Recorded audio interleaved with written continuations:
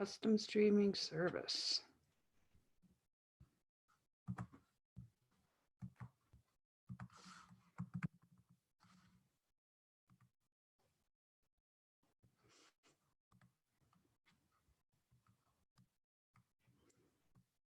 Coming live. It's coming. There we go.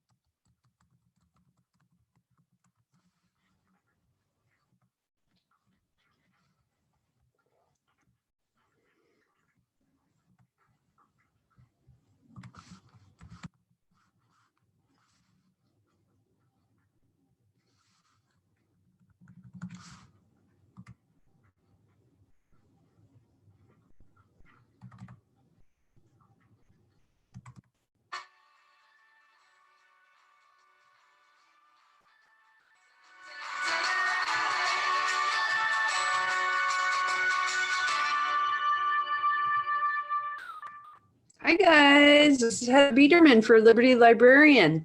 I think you might have seen my video when I was driving here, and I got here like amazing time. So here I am. It is Thursday, 5 p.m. Central Standard Time, February 27th, 2020. So how are you guys doing today? We have a lot of news going on in the world, and I'm going to have a beer because it's been that kind of day. Today, the theme is relaxation and getting rid of stress. So one of the ways you can have a beer, I'm going to have a beer and relax with you. So, what's going on in the world? I have been getting stuff together. I'm learning a lot about marketing, podcasts, and live shows, live streaming shows like my own. And I just started also streaming Sweet Subversives with my friend Kara Schultz. And it's been going really well.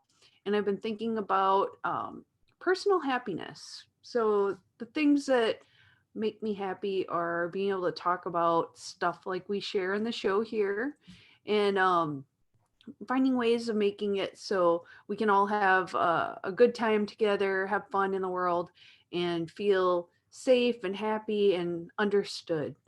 And a lot of the reasons that I've been doing this for almost a year now is trying to find a way to tap into my inner creativity and share things. I have so many ideas and thoughts and weird stuff that goes on in my head that I get to express here. And you listen. It's amazing to me. Thank you for listening. I want to make the show even better, so I'm looking at ways that I can tweak stuff and make it a little bit more fun. So, my first thing is please check out Freedom Revolution Network. They're great people. I'm a part of that. If you go to the Freedom Revolution Network website, you can see my past shows and like try to experiment with a little bit of some of the other ones. They're really cool people, really neat ideas. So I learn so much just by following their shows and the feed. That if you go on the Facebook feed, you'll see posts all the time. It's just so cool. And there's a lot of new updates coming to the page, like news and really cool updates. So I'm going to learn all about it. We're having a meeting this weekend, and I'm going to find out everything. And I will share with you next week if there's lots of really cool things that I really, really want you to check out. So please do. Let's see. I'd like to be able to not just have the Facebook group, but have ways that we can interact more. So part of it is my own problem where I don't have that many hands. It's hard to be in different places at once. Let me see if I can make another window. Part of my own problem is that I think I need multiple screens, and I have this vision of having like a one of those in the movies, they have multiple monitors so you can see the chat on each of the screens and you have the cameras and it will be amazing. And I already have a space for it. I just haven't had time to sit down there and clean out the space, make it so I can have my screens and everything. And it's going to be amazing. But I'm getting there. I know it's just like I keep on taking new things all the time. And, sometimes there's a limit, but I want no limits. I want it to go and do all the things. It's going to be great. So let's see. I'm going to just see if I can find the chat stuff. I want to make sure I have that up in case somebody's writing to me. Okay. And I don't see anybody on mine. So no problem. Hi, everyone. So I know some of the other shows, they got a lot more interaction. Oh my gosh, I see myself. It's just so weird. Entering as a guest. So trying that. I'm also going to go on Facebook. So I think I need like a control center. I also think I need another person that can like help me figure out what the heck I'm doing. But, like a producer or something. But so if you want an internship, we can figure out something, especially if you're in school and you want to do it. If there's a remote way to do an internship for a producer, I would totally do that. So let's see, what else do we got here? Okay, I got the live show going. Today, the weird stuff that I'm going to do, I've been thinking about this all morning, was ASMR. And I'm going to talk a little bit later about what that is, show you some examples, and then I'm going to try doing some myself. And we'll see how it goes. I think I might be really awesome at it or really fail. We'll see. I really think it's fun.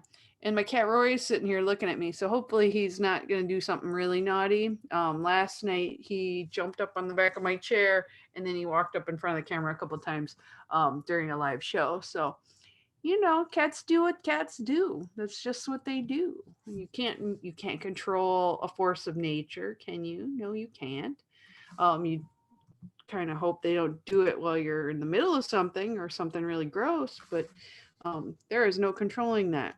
So I think for tonight we'll do, I just have a couple news stories and I want to make sure I get those cracked out. One of the first things I wanted to share was this really dumb news article that I just saw. And I just want to show you how dumb some people can be. And I'm going to share it with you right now. Let's get my screen sharing stuff. Okay, here we go, kids. First thing in the news is nearly 40% of beer drinking Americans won't buy Corona, the beer, due to coronavirus. They think they're going to get the coronavirus from drinking Corona beer. That's not how it works. It's not how it works. So the study shows that Tampa, Florida, a new study, I wonder if this is a video, Governor DeSantis on coronavirus concerns in Florida. So they're preparing, everywhere is preparing. Obviously, unless you've been under a rock, there's a virus that everyone's really worried about. Schools are starting to come up with plans for work at home. Already in China, that's what they're doing. The thing that I thought was interesting was the study that people may be skeptical of Corona beer because... Well, good morning. I'm here with the Lieutenant Governor and our Surgeon General. Good morning, Governor of Florida. We don't need to hear from you yet. So the 5W Public Relations, an independently owned PR agency, conducted a phone survey of 737 U.S. residents who were beer drinkers this week. The study revealed that 38% of beer drinking Americans would not buy Corona under any circumstances now. Among those said that they usually drink Corona, only 4% said they would stop drinking Corona. 14% said they wouldn't order Corona in a public venue.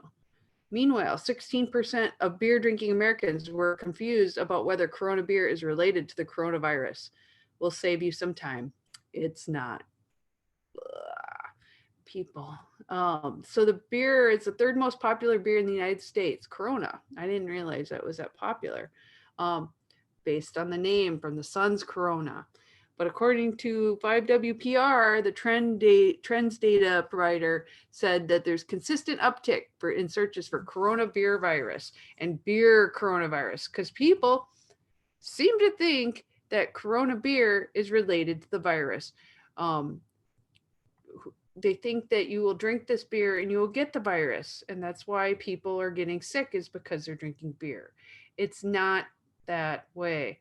And I think it's just really funny. It's just like, um, there's a goddess named Isis, yet there's also a terrorist group named ISIS, and now people don't want to have anything to do with being called ISIS because of a terrorist group. So when you have a negative thing, dumb people pick up on it instantly.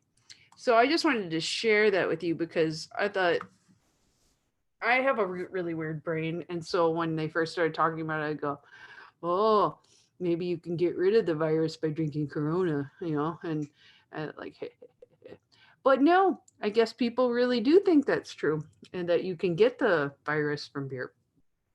I gotta say, if there's one thing, wouldn't it be nice if, like, they say alcohol can kill viruses like the coronavirus, but wouldn't it be nice if just drinking a beer was all it took? So you just like keep drinking beer, you won't get the coronavirus. I'm like, done. I can do this. I would live forever. Yeah, maybe not, but so don't. It's like people panic so easy, and they get dumb really easy when they panic. So don't get panicky. Don't get dumb about it. Take care of yourself. Wash your hands. If you're in an area where there is a virus, protect yourself. Stay home if you can. If you can't, take good precautions. Washing your hands best. Don't touch your eyes. Don't like if you feel like it'll help, goggles and they have full safety masks with respirators are probably the best way of doing it. But who is going to live their life wearing hazmat suits and respirators for the rest of your days? Even with your best intentions, things can like ride in on you. Even if you like have a clean room where you wash off everything, people aren't that careful that they can predict any way that it could get into you. The other thing I heard in the news about the coronavirus today was that some of the people who had gotten over it in China were finding that they're still carriers of it. So they're trying to find out if someone does get sick from it, will it go away? How does it work? Does it restart up? Are you a carrier, but are you immune? They don't know enough yet. So for me, I like to have knowledge about stuff. And other people, the more they hear about it, they get freaked out. So that's all I'm going to talk about with the coronavirus today. I know it's on everyone's minds, but the rest of the show, we're going to talk about some news, and then we're going to talk about ASMR relaxation stuff. So we can put it out of our head for a little while and live in happy denial as long as it takes. And I'm okay with that. So take a little sippy sip. So a lot of this is business related. Google versus Oracle. So in the news today, the Freedom Forum Institute, which is a great website, and I always plug American Library Association has a great intellectual freedom news webpage. And if you like the stuff that I talk about, you can find all the whole articles every week in there, plus more. There's usually at least 20 articles every week, and I usually only have enough time to cover 3 or 4. So there is more if you want more. And it never hurts to be informed. And being informed is the best tool you have to protect yourself against evil corporations, governments taking advantage of your privacy, organizations that want to ban books and make it so you can't find all the information that you need. So people like us, you and me, kid, we're going to make sure that there's a voice and you're protected. So we're going to do our best. Okay. So the Google versus Oracle. This was in the Freedom Forum Institute, written by Jean Polesnicki. It's really good. It's February 20th, 2020. 2020. That was really cool. So what they quaintly call the normal times now, copyright disputes are not regularly considered pressing concerns for the First Amendment, except now. freedom of expression, the freedoms of the press and speech, articulated in the First Amendment's 45 words, protects our right to speak. But technology and the mode of how we speak generally is a province of other areas of the law, from contract law to rules protecting our right to peace and to quiet at the homes of late. I'll make sure. Yeah, that looks good. So the rules and regulations that prevent someone else from putting their name or improperly profiting on something that we created. So this is like not new news to you, but a case to be argued March 24th in the U.S. Supreme Court dramatically engages both the to and the how by raising both tech and creative questions involving computer code. So this is a new level of freedom of speech in programming.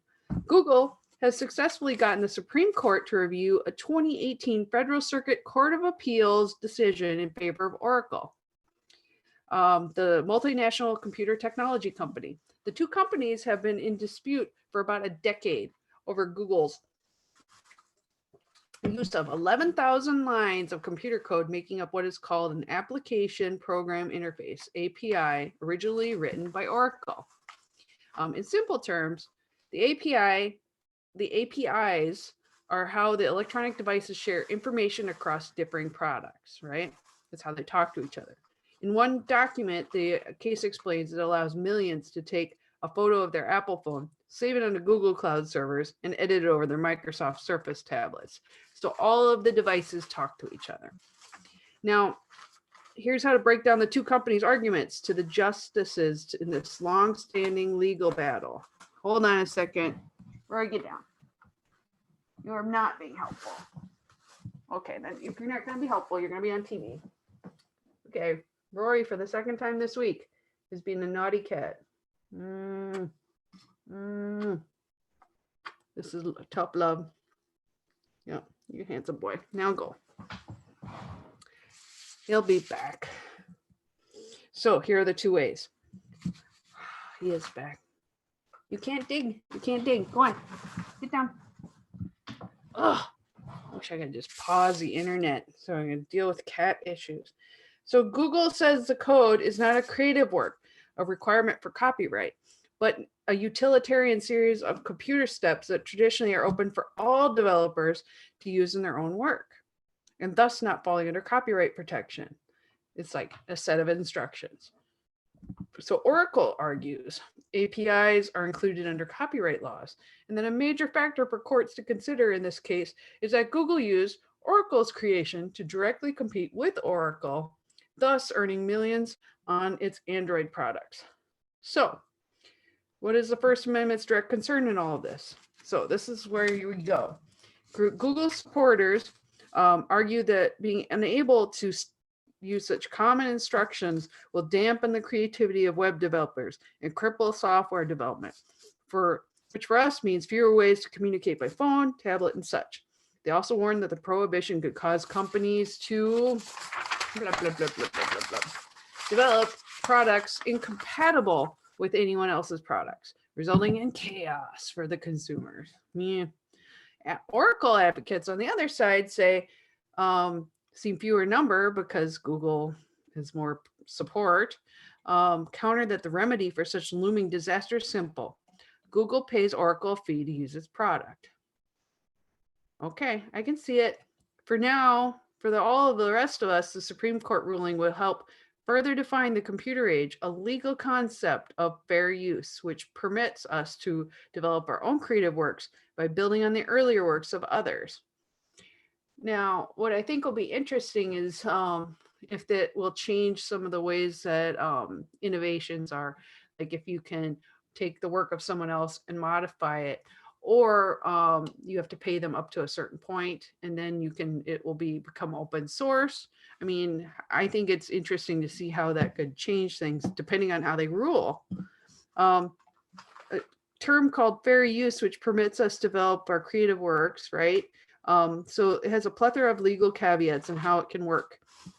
So 20 years ago, a parody of Gone with the Wind was published on the Wind Done Gone, taking a plot and characters of the original and revisiting the story from an original point of view of an African American, making the point about racial stereotypes in the original. The estate of Gone with the Wind, author Margaret Mitchell sued for violation of copyright on what is considered the second highest selling book after the Bible, right? The case was eventually settled out of court. However, the author and the publisher of the parody argued that by telling the same story, but from a slave's perspective, even if it followed the plot, scenes, and settings and characters, the new work was sufficiently different. The Oracle Google battle, another kind of fair use, is in its play. In its asking of the Supreme Court to hear its appeal, Google said APIs should not be subject to copyright because their very purpose is to be used by others to connect products owned by someone else. First Amendment advocates should watch the court's decision. As difficult and complicated as the tech issues certainly are to track, because the potential appears to exist for limiting our ability to communicate with each other simply because our devices cannot connect. And more broadly, we need to keep an eye on dampening the web's potential for increasing public engagement and debate and decision on matters that affect us all. Bottom line, the 9 justices hearing the appeal may very well decide we will all face real life example or perhaps parody of that phone commercial which a character repeatedly shouts in a mobile device, "Can you hear me now?" So we'll be watching that one closely. Google versus Oracle. Who will win? Okay, another one of businesses. This is a week of business, I think.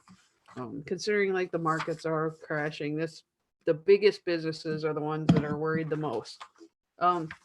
America's monopoly problem, explained by your internet bill.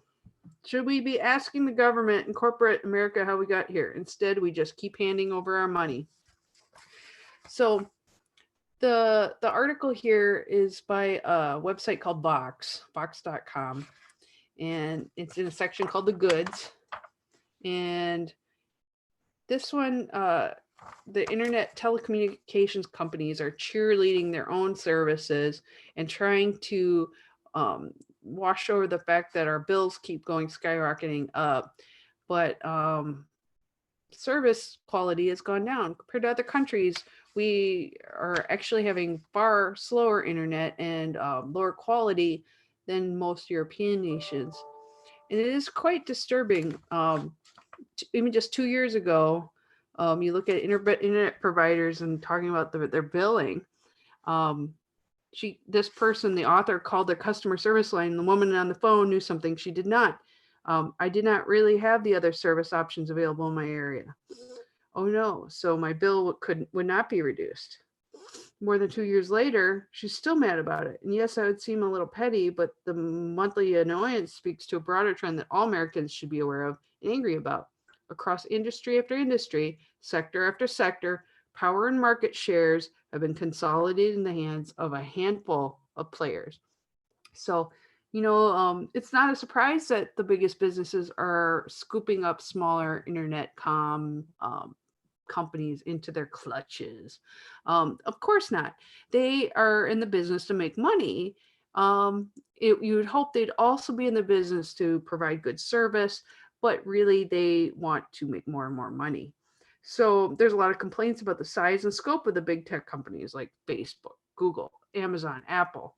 But competition is lacking across many industries like airlines. You think about like with spring break coming up, all the people have spent so much money on tickets, and why isn't there more competition? Why is it every time a small airline starts to do well, it gets scooped up, and then all of a sudden it sucks?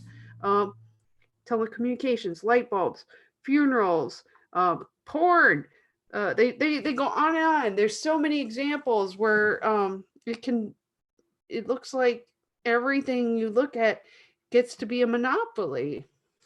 So they talk about the systematic feature of the economy to grow and grow and grow. And in some ways that's good. You like to see our economy grow to the point where we can have such successful companies. Yes, we are capitalists. Of course we are. But there are antitrust laws in place that should be taking care of some of this, but it looks like they're finding ways around it.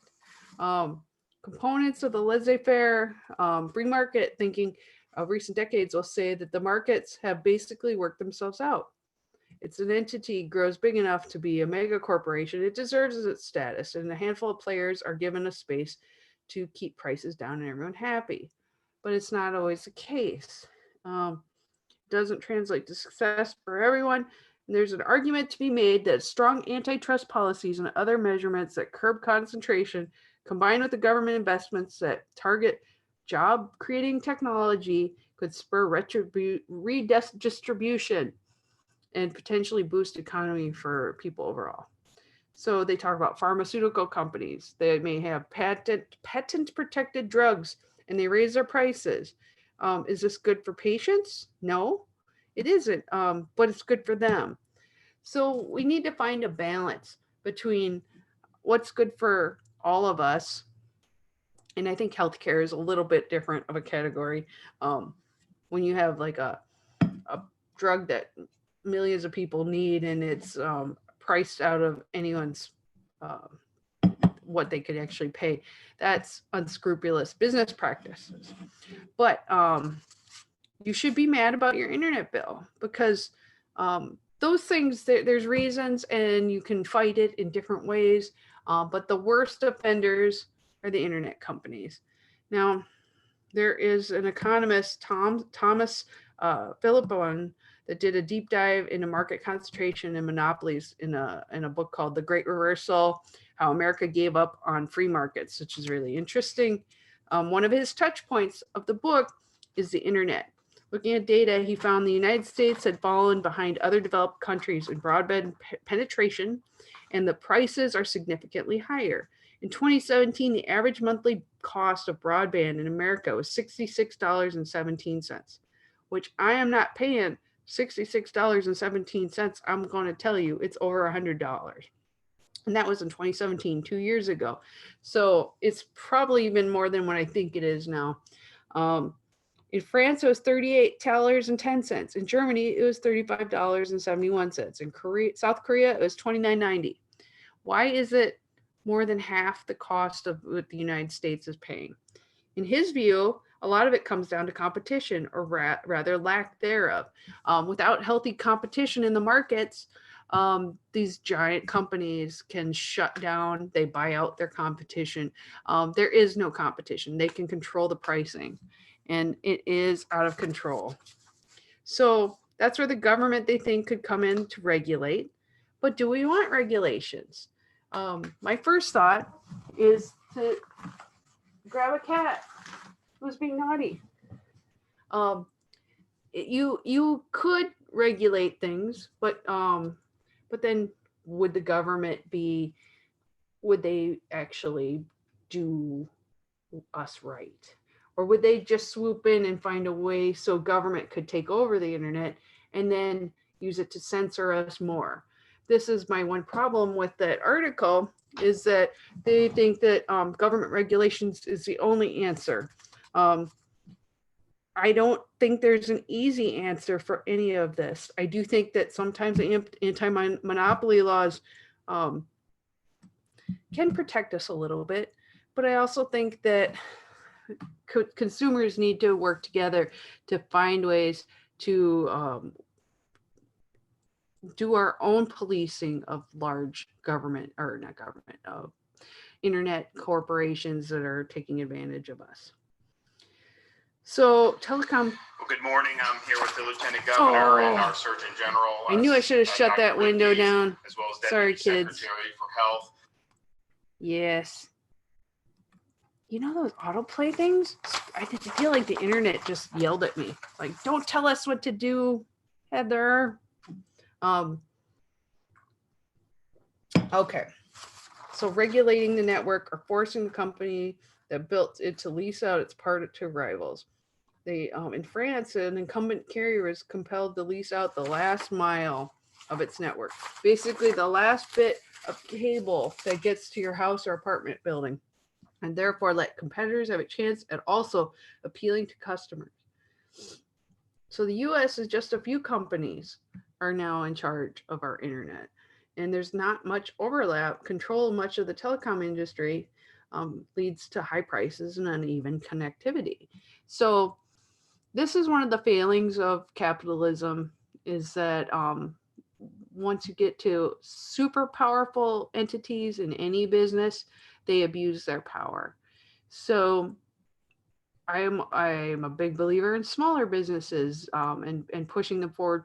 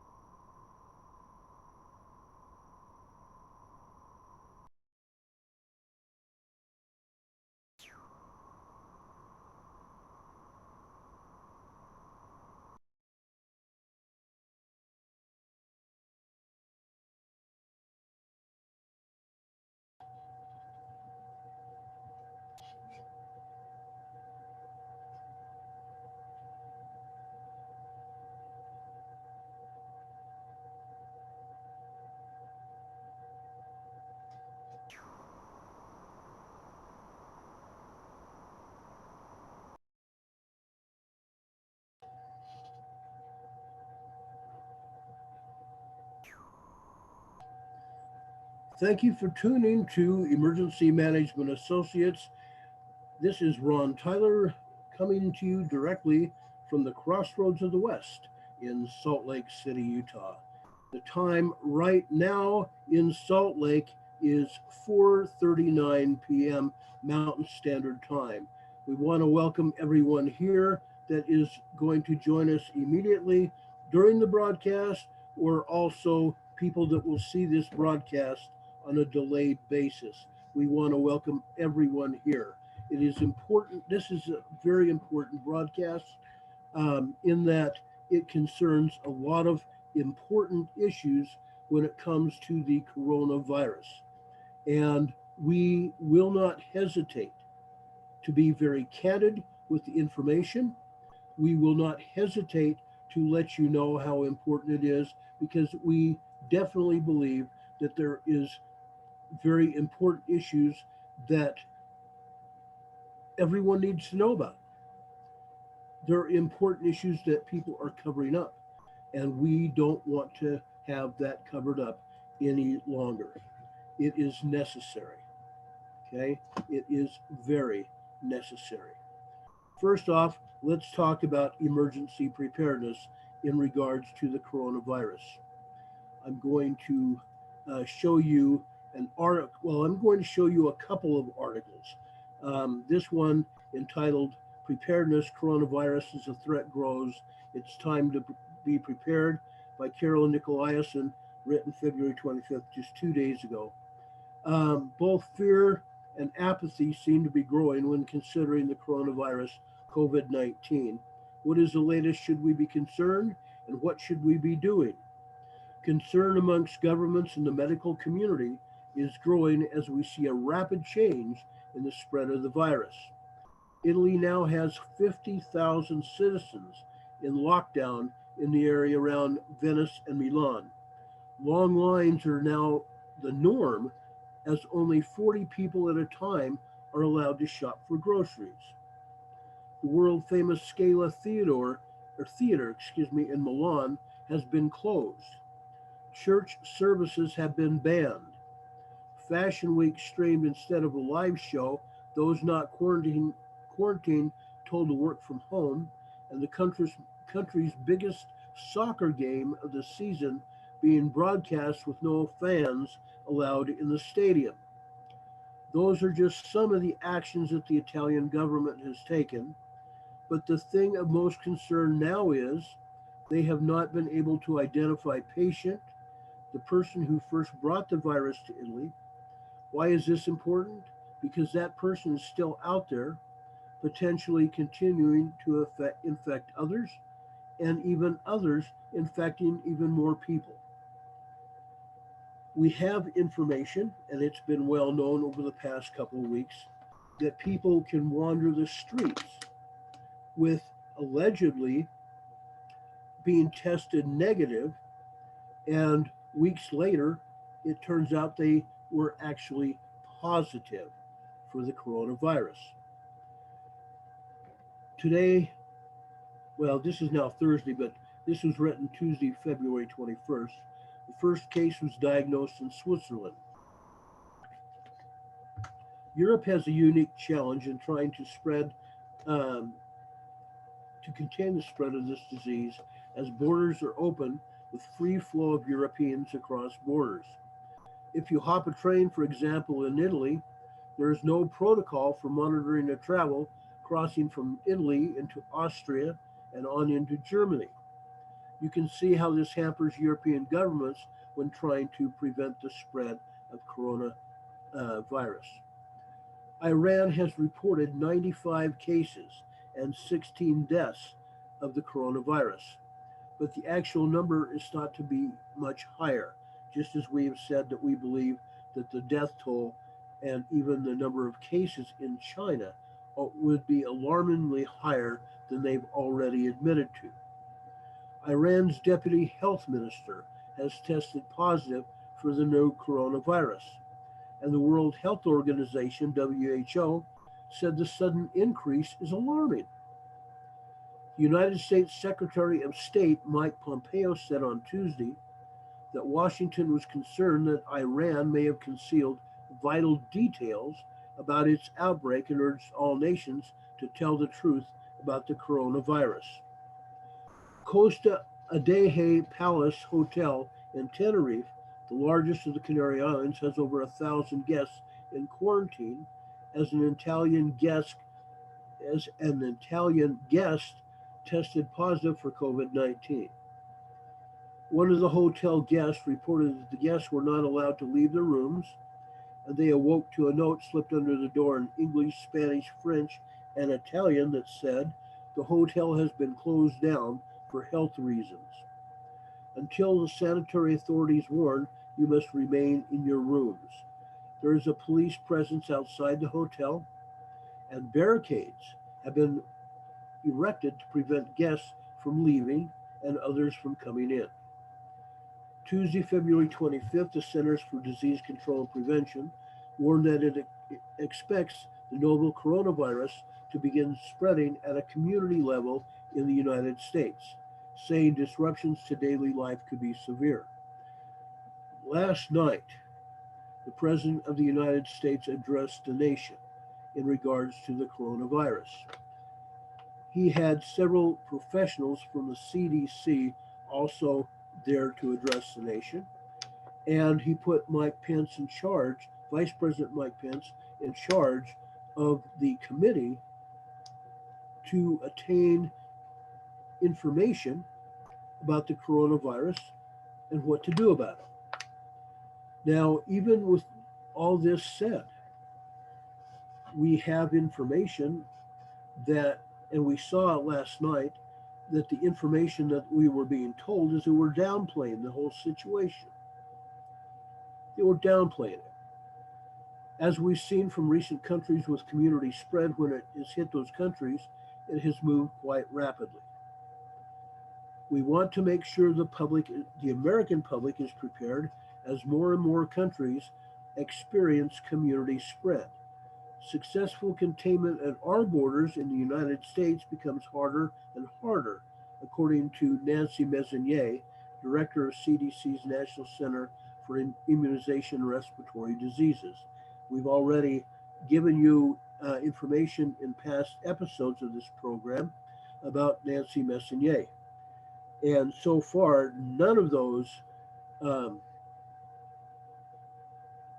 that information about her is very promising, in that I personally do not believe she can be trusted. And I'm not alone in that opinion.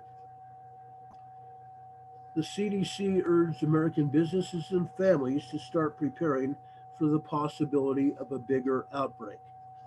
Messonnier advised parents to ask their children's schools about plans for closures, businesses to consider whether they can offer telecommuting options to their employees, and hospitals to look into expanding telehealth services. She also said we as a family ought to be preparing for significant disruption to our own lives. President Trump has asked for $2.5 billion for the prevention of and dealing with the widespread outbreak of the COVID-19 in the United States. And in doing so, the Democratic Socialist Party here in the United States says, why did he not ask for more? And as many other people that have since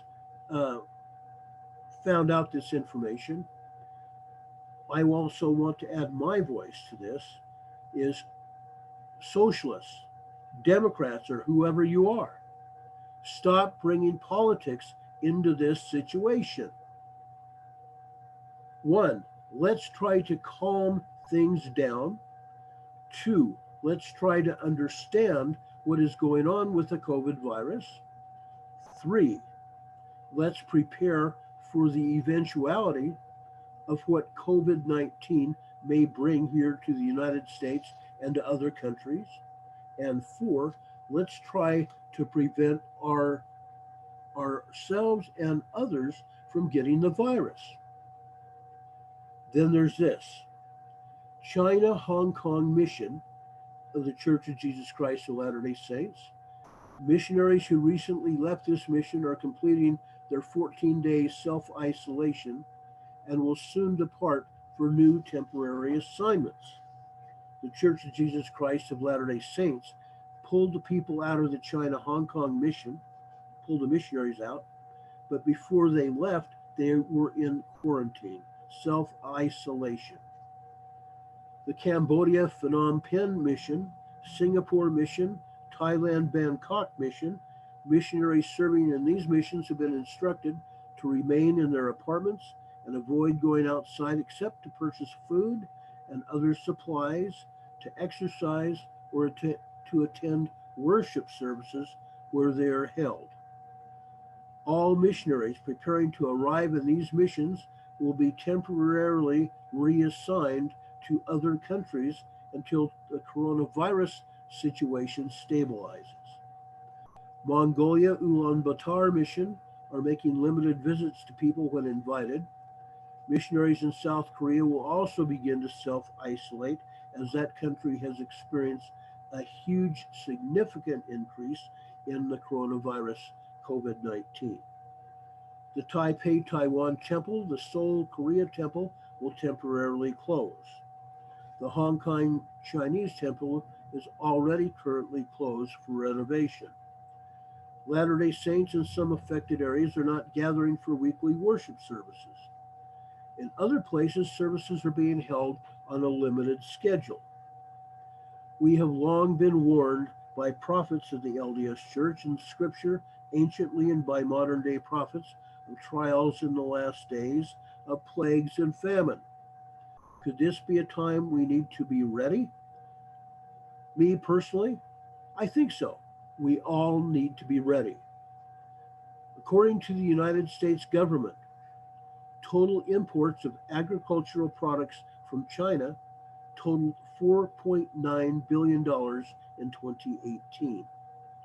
Leading categories include processed fruit, vegetables, 1.2 billion, fruit and vegetable juices, $393 million, snack foods, $222 million, spices, $167 million, and fresh vegetables from China, $160 million. If you needed to self-quarantine for 2 weeks or 2 months, could you? Now is a time to pay attention to those things you use each and every day. Food, hygiene products, medications, cleaning supplies, and ask yourself what you need to be adding to this list each week. I have heard some negative comments about stocking up saying it is hoarding. That is nonsense. Hoarding is purchasing more than is needed when supplies are limited. Supplies are not yet. Okay? In some cases, some supplies have been limited. As we have seen in Walmart and various other stores, some store shelves are already bare because they have not gotten shipments from suppliers from Hong Kong or other countries. Limited but they could be. Prices will rise this year on products from China, food, toys, clothing. Thus, purchasing items now may be one of the best ways to protect our budgets in the coming months until things settle down. For help understanding what and how to prepare for a self-quarantine, please review the article, In Case of a Community Health Emergency, Be Ready to Self-Quarantine. And you can check that article on the internet. Write that information down. It's called In Case of a Community Health Emergency, Be Ready to Self-Quarantine. Remember the CDC warning. We as a family ought to be preparing for significant disruption in our lives, quote unquote, from Nancy Mezzanier. Okay. Now, there's that article. This is not the only article that I want to share with you. There is more.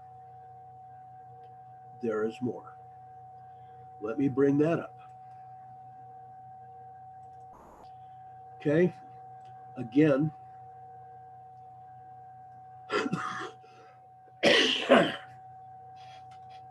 in the other article we mentioned that we may not be able to worship in a church as we have previously. With that said, let me continue with this article. I believe the information in both of these articles was highly significant, and that's why I'm reading them. That's why I'm sharing this information with you. This article is by Jeff Lindsay, written February 23rd, 2020, just 4 days ago. When the church, the Mormon Church, the LDS Church, Church of Jesus Christ of Latter-day Saints, announced in 2018 that it was shifting to less Sunday time in church buildings and a greater emphasis on learning and worship at home. The reason for that didn't seem especially clear to me, when he wrote this article.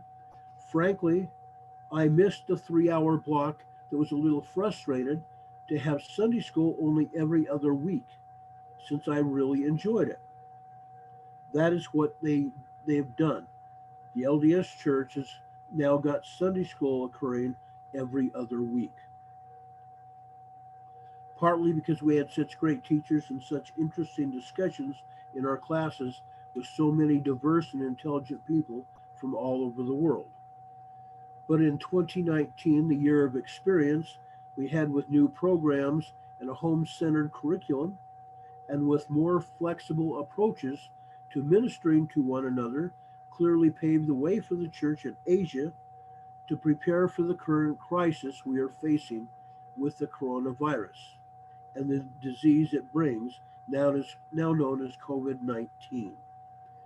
Now, I am going to relate this not just to the LDS Church, but to every other church, not only here in the United States, but all over the world. In China, all organized religious gatherings are forbidden now to reduce the spread of the virus. Without the ability to meet as usual, the only way to worship now is at home.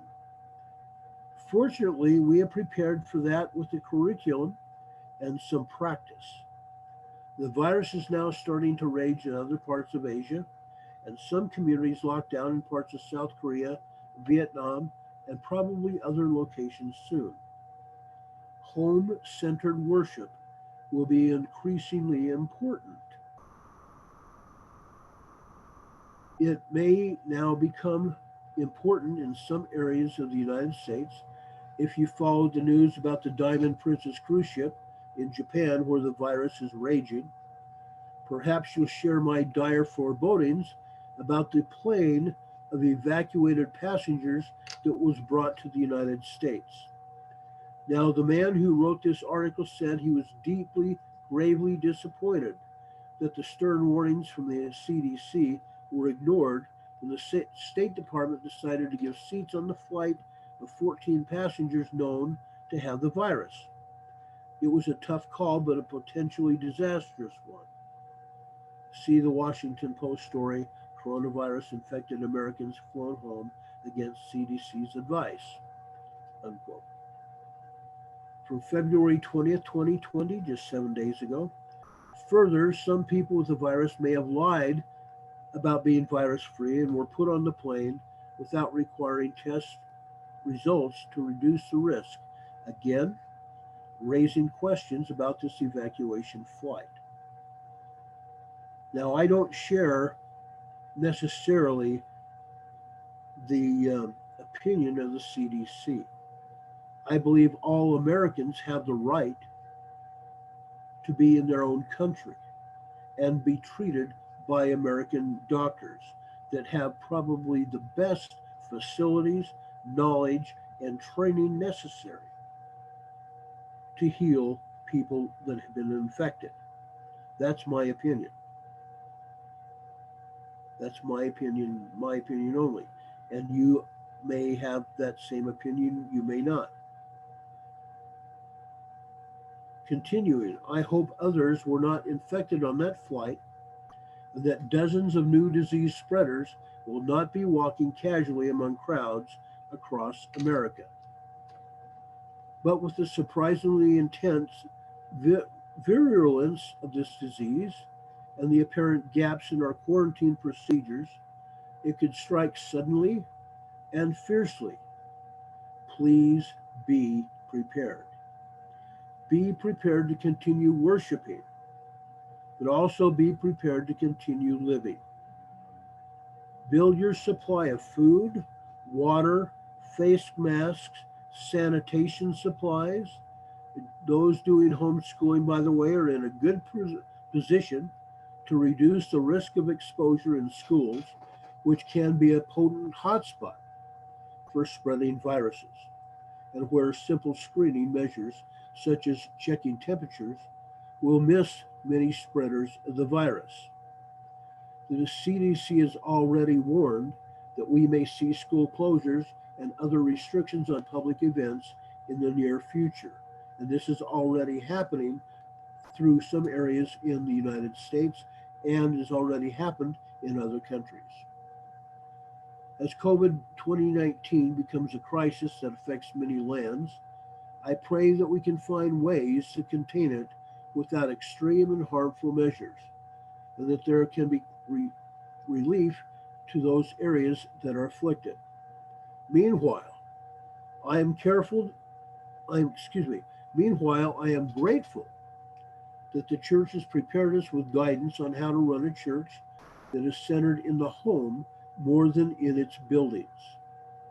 And of course, that we've been instructed for years on the wisdom of preparing for trouble with food storage and other forms of preparation. The financial reserves of the LDS Church, the topic of so much unjustified anger, may be called upon in the future to help cope with such trials. The health risks of a world with so much international travel and so much traffic across borders without adequate health screening can be surprisingly high. Continue preparing. The very idea that our company here, Emergency Management Associates,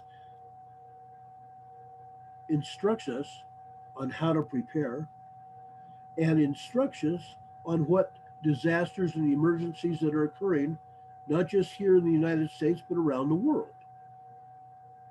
We are preparing for whatever comes up. Excuse me, my voice or my throat gets dry. Update. The CDC has warned that we may need restrictions on churches, schools, etc. in the United States as has been done in China.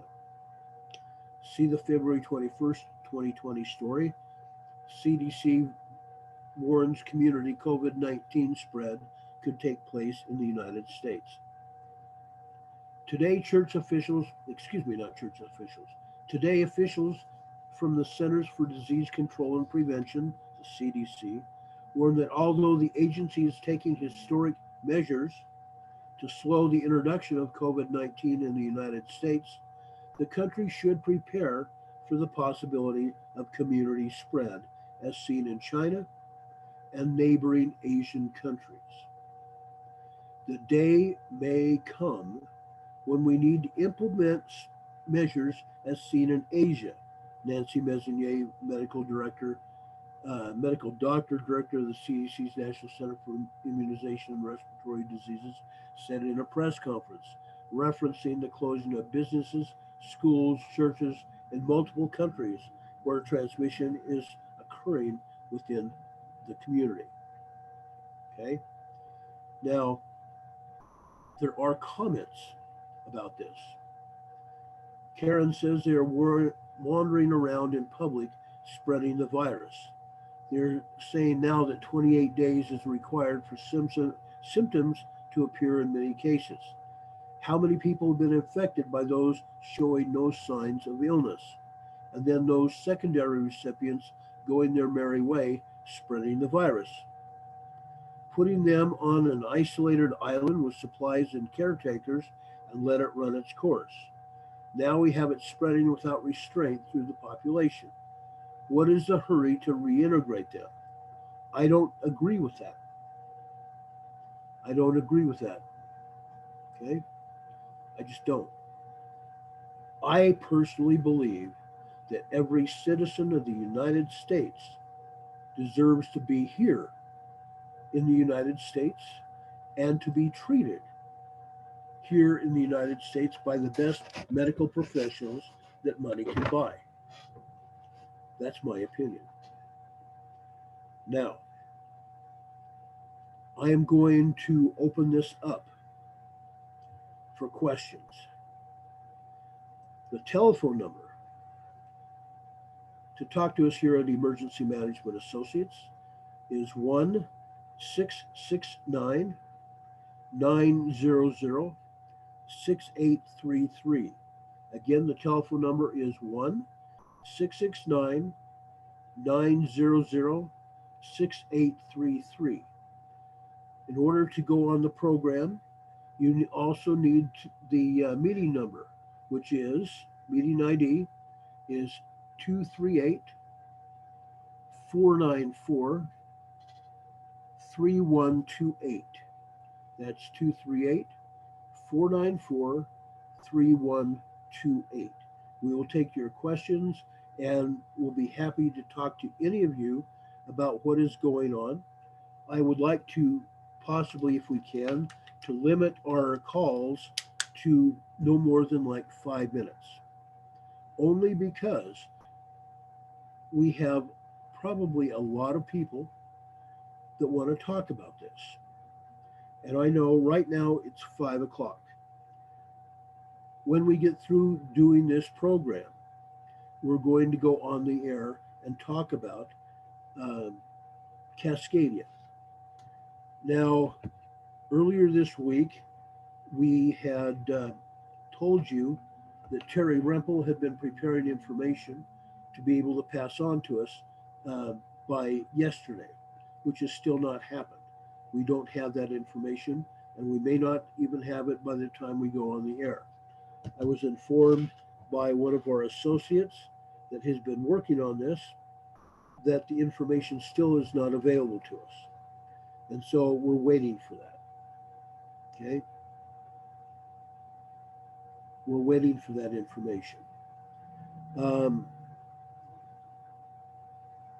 I am very concerned about what is going on. I'm not going to lie. I'm very concerned about this coronavirus.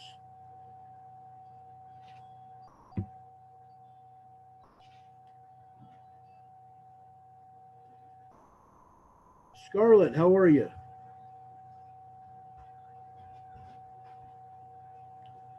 Oh, crud. I'll get off then. Thanks, bye. We were just informed by Scarlett Anonymous that someone else's time slot. We will be leaving their program right now, and we will continue this at 6 p.m. Mountain Standard Time. We will talk to you later. Have a great evening. We'll see you soon.